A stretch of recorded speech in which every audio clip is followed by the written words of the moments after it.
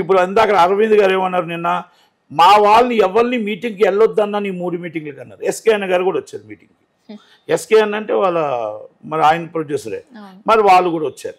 మీటింగ్లో ఏం తేలింది, ఈ నిర్మాతల మండలి ఒకటే తీర్మానం చేసి ఆ తీర్మానం ఏం పంపించాం మేము అందరూ, ఇది ఎట్టి పరిస్థితుల్లో ఒకవేళ కానీ మీరు బంద్ కాల్ఫర్ చేస్తే కాంపిటీషన్ కమిషన్ ఆఫ్ ఇండియా ఆ నష్టానికి మీరు తీవ్ర బాధ్యులు అవుతారు. ఆల్రెడీ ఇంతకుముందు ఇచ్చిన కోర్టు జడ్జిమెంట్లు, కోర్టు ఆర్డర్స్ అన్నీ జతపరుస్తూ ప్రొడ్యూసర్ కౌన్సిల్ అందరికి, ఆల్ ప్రొడ్యూసర్స్కి మొత్తం టోటల్ వాళ్ళకి ఛాంబర్కి తెలియపరచడం జరిగింది.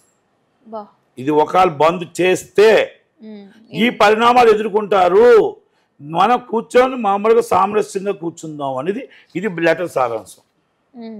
ఓకేనా?